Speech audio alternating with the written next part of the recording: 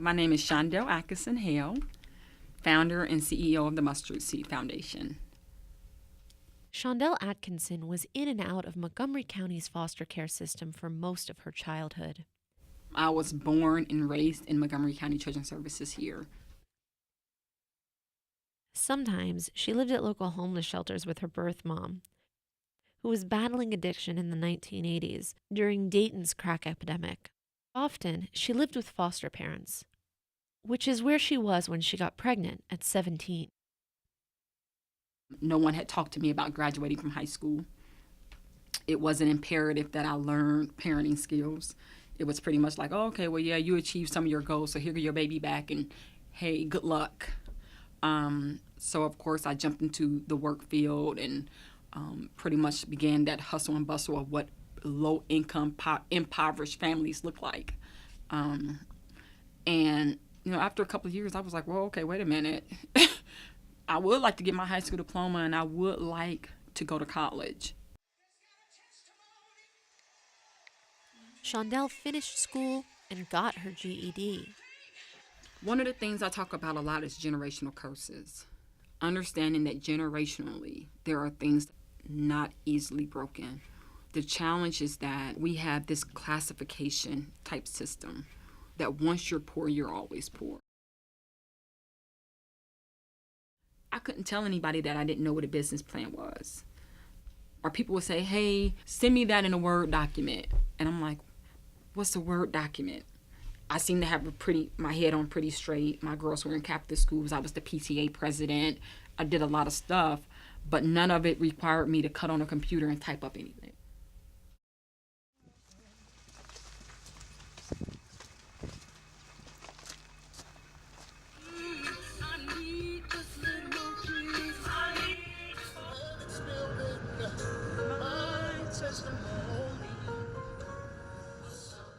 My 18-year-old, we grew up together. My daughter's seen me fall down many times. The older she became, the more open I was able to be with her. My daughter is now 18. She's a freshman at University of Toledo. So the same year that she went into college was the first year I started my college.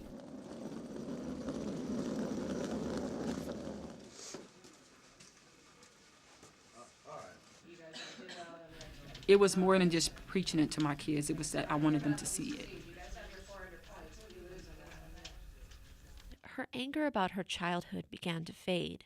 She rekindled the faith in God she had as a child, and soon she felt a calling. She wanted to start a home for teenage mothers in the foster care system, a place where young women could live with their babies and go to school. So when I got ready to branch out and say, hey, I want to start this agency, everybody's like, who are you? And Montgomery County Children's Services is like, oh, well, she's the crack baby that used to be here at foster care. Remember her?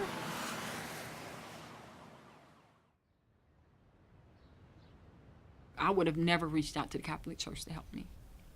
I was looking for a space, looking for a building. Over 2 years, somebody would donate to me to start this teen mom's home. The sisters gave Shondale a tour of a yellow house on the edge of Precious Blood's campus. I ended up telling a couple of colleagues of mine, they're like, they're not going to partner with you. You're African American, you're a woman, and you're not Catholic. That's 3 strikes against you. Father Bill called me that afternoon, asked me to come over and tour the building. And when we were done touring, he said, do you think you want it? And it was just that effortless. Shondale's routine is important, and she makes it a part of the day-to-day lives of the young women that live at the Yellow House.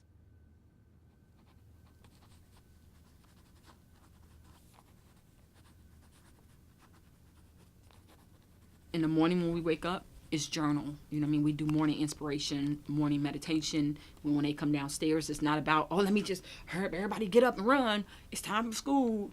We want you to take a moment to reflect as a teenager. We'll get to the mom part in a minute.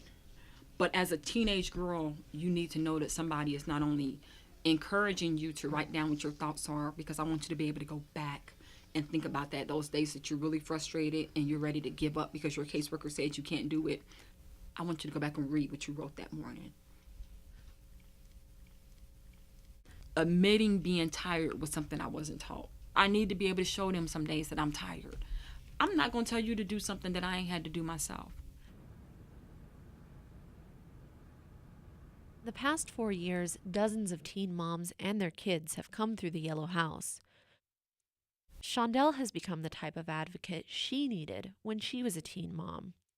Most of the young women at the Mustard Seed Foundation are going on to college and aren't reliant on social services. When I tell the caseworker that they're going to go to college at Wright State on a full scholarship, the caseworkers look at me like I'm crazy.